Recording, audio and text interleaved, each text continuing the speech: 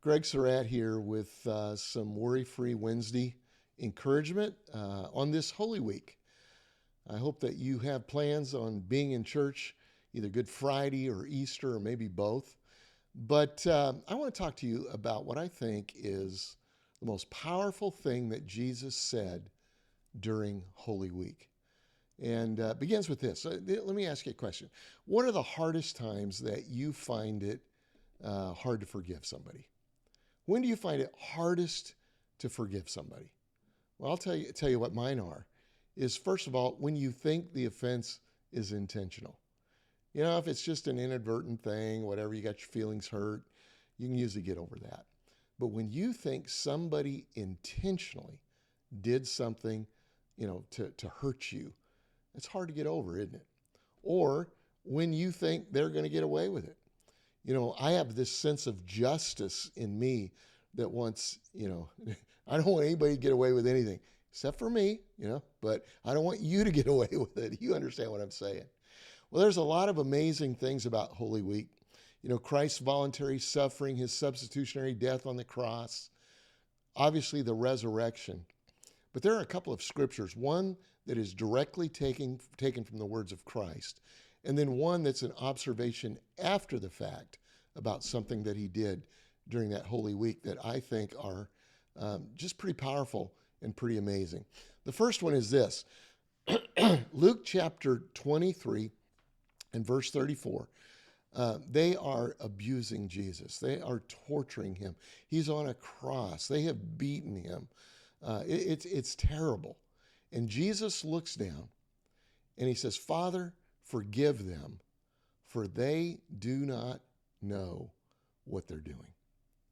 Father, forgive them, for they do not know what they're doing.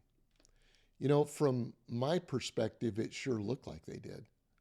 They were taking sadistic delight in torturing Jesus and bringing agony to him. And Jesus says, Father, forgive them. They don't know what they're doing. So here's a question. What did Jesus know that they didn't that allowed him to offer them immediate forgiveness? See, the people crucifying Jesus didn't fully understand who he was or the weight of what they were doing. They thought that they were getting rid of a political troublemaker, and there were a lot of those around. And as horrible as it was, this is how they dealt with it. Or maybe it was a blasphemer. What they didn't know, but Jesus did, was that they were actually killing the Son of God, the long-awaited Messiah, the one sent to save them. And the difference between them and Jesus is that Jesus saw the bigger picture. He knew that they were caught up in ignorance and fear and religious pressure and political agendas. So instead of responding with anger, he was able to respond with mercy. He wasn't excusing the action, but he was exposing the deeper reality. They have no idea how wrong this is, but I do. That's pretty amazing, isn't it? It's a pretty amazing picture of grace. When someone hurts you, rather than default to anger, you can respond with mercy when you get a bigger perspective, when you see the bigger picture. They're doing this in ignorance. They're doing it in fear. Maybe they've been hurt. Maybe there's a political agenda to it. But what about the idea that people are getting away with something? That still bothers me. I understand perspective, but what about, you've got to be accountable for your actions in some way. And that's where the second scripture comes in, and it's this. It's in 1 Peter chapter 2 and verse 21. And you remember Peter. Peter is this impulsive disciple, follows Jesus, wants to right every wrong. And here's what he says. He says about suffering, and I would include in here when you're offended, when somebody hurts you. That's a form of suffering. He says, to this you were called because Christ suffered for you, leaving you an example that you should follow in his footsteps. He committed no sin, and no deceit was found in his mouth. When they hurled their insults at him, he did not retaliate. When he suffered, he made no threats. Instead, he entrusted himself to him who judges justly. So, how did he keep his mouth shut? I mean, if I read the first part of that passage, it says that I would say, yeah, he didn't have sin, but I do. He was able to control his mouth. I have a problem with controlling mine. He's Jesus. He's God. I'm not.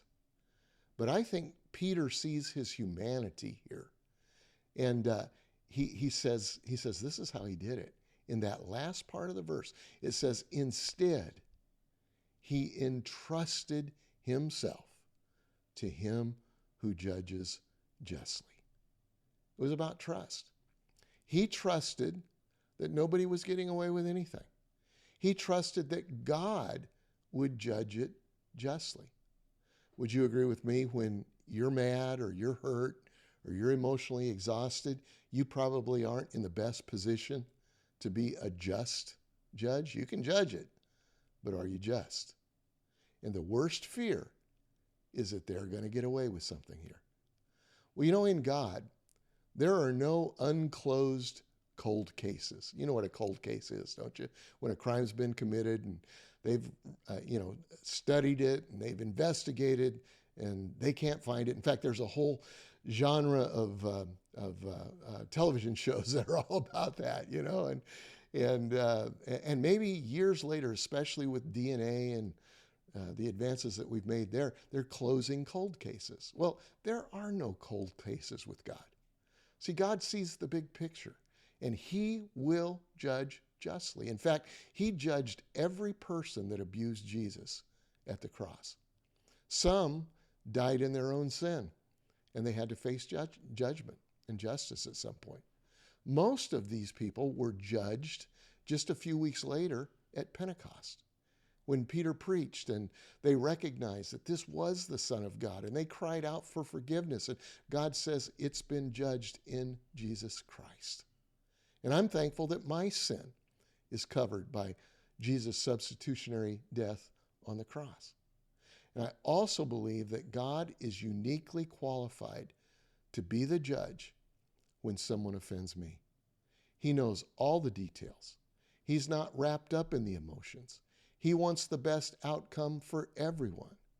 Here's the real question. Do I trust him? Do you trust him? Back to the original question. What are the times that you find it hardest to forgive? When you think the offense is intentional, right? Well, in that case, let's do what Jesus did, and let's see the bigger picture. Let's step back and say, there are probably reasons for this.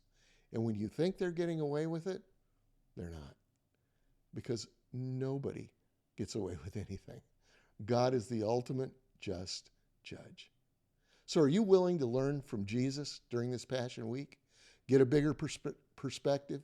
Trust God with the outcome? If you are, let's crush Worry-Free Wednesday together. And let's forgive somebody. Are you in? If you enjoy these short, encouraging videos, why don't you like, comment, share, maybe subscribe to our YouTube channel?